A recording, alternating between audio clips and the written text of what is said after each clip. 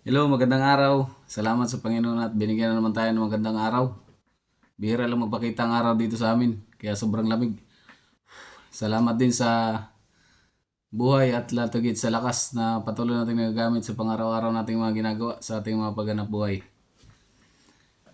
By the way, ako si Widsar Biadansa. Dati po ako mangingisda at ngayon ay isa ng butcher dito sa UK. Nag-umpisa yung aking application ng UK nung nasa dagat pa ako.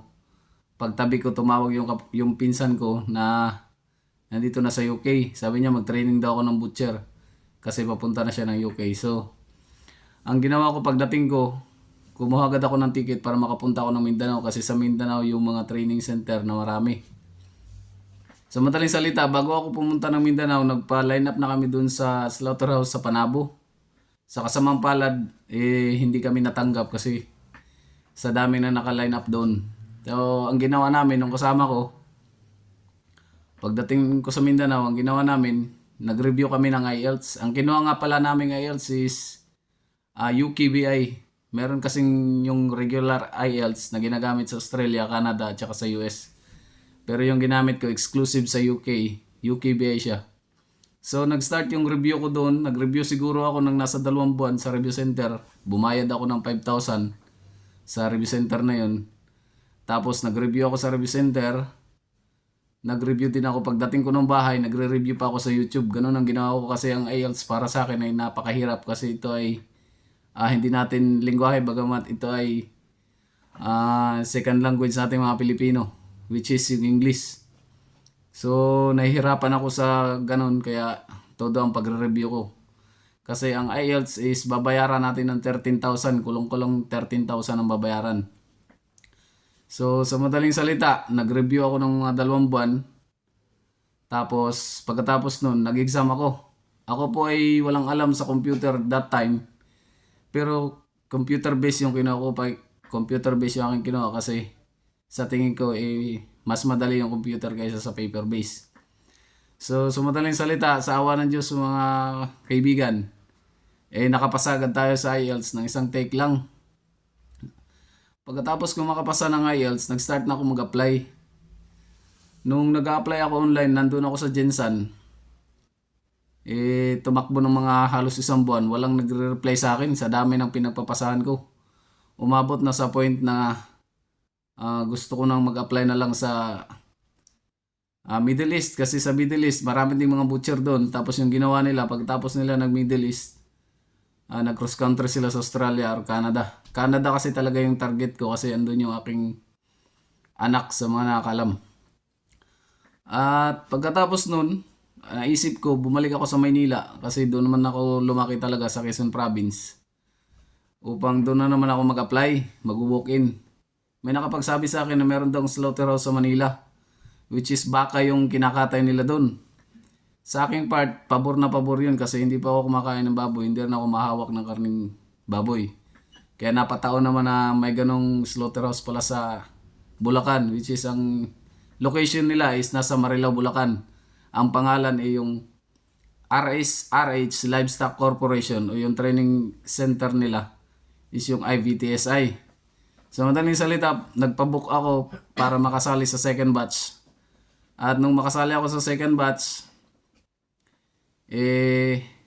nagpa-book agad ako ng ticket pabalik ng Manila.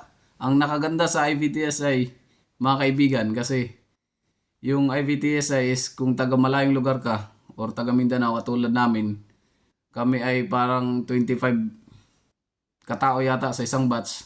4 kami ang galing Mindanao. So pagdating namin ng Maynila, meron na kaming boarding house doon na inihanda sila. Kaya hindi kami nahirapan pagdating namin sa Manila. So nag-start yung training ko is September, natapos ako November. Pagkatapos ko mag-training, nag-apply agad ako online.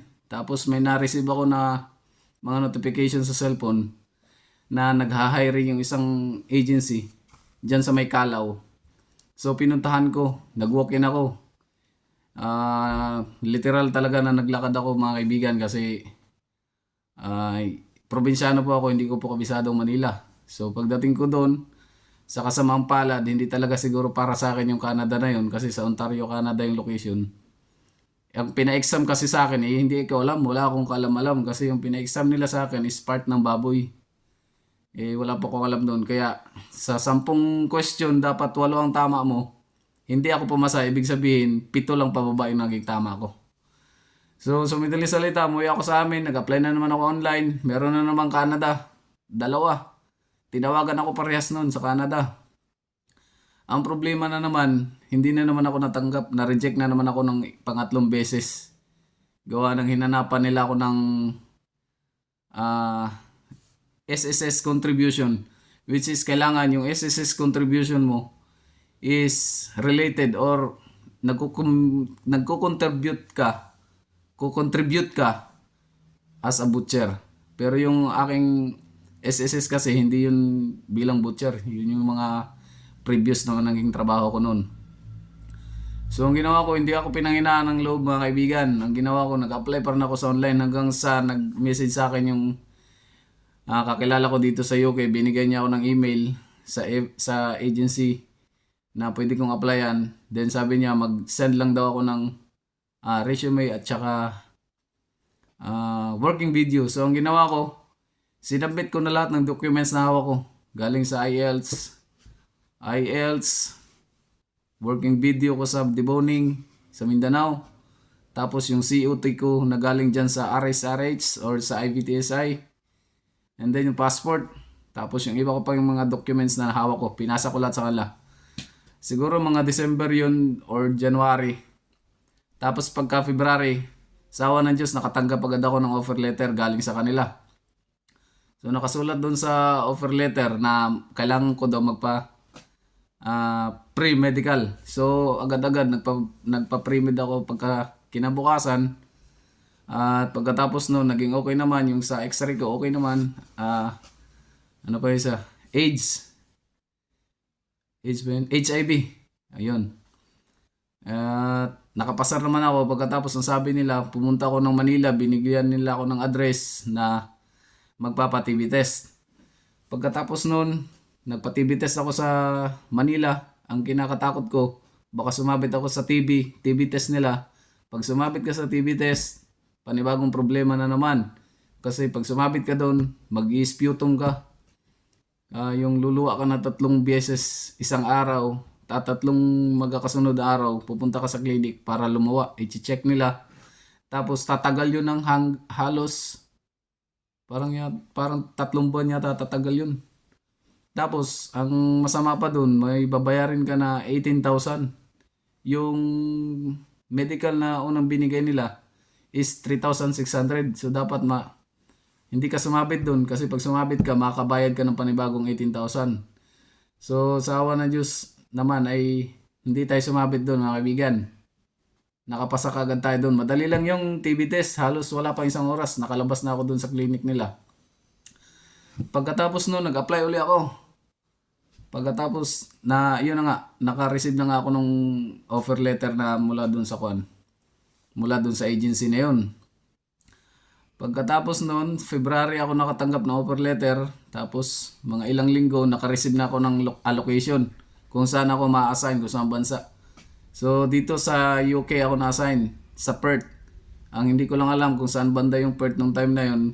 Pero sa ngayon, ang Perth pala sakop na Scotland. At nandito ako ngayon sa Scotland. Pero yung offer letter ko nga pala, hindi butcher yung ang trabaho na offer sa akin, kundi assistant butcher. Pero yung assistant butcher at saka butcher is pares lang ang bayad. Hindi kami humawak ng kutsilyo, which is doon lang kami na-assign sa packing. Ang ginagawa namin sa packing, pinapak namin nilalagay namin yung karne ng baka sa plastic or sa karton. Yun ang ginagawa namin. Pero pareho lang ang sweldo namin sa mga may hawak na kutsilyo, yung mga naghihiwa-hiwa ng karne tulad nung training natin dyan sa Bulacan at saka yung deboning ko doon sa Mindanao. At malaking salute sa mga taga IBTSI. Salamat po sa inyo lahat dyan sa RSRH, sa mga kaibigan kong mga nandyan sa loob ng slaughter, yung mga nagtitraining sa amin. Lalo tigit dyan sa shoutout ko nga pala yung mga kasama ko dyan sa loob ng slaughter.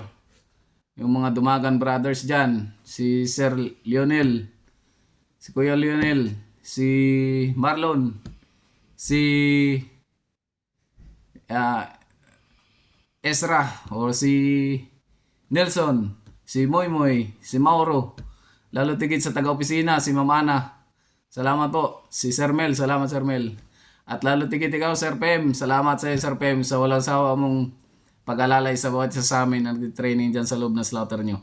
Salamat. At kayo rin ay isang naging daan na nakatulong ng malaki sa akin na makarating ako dito sa lugar kung saan ako nandito ngayon.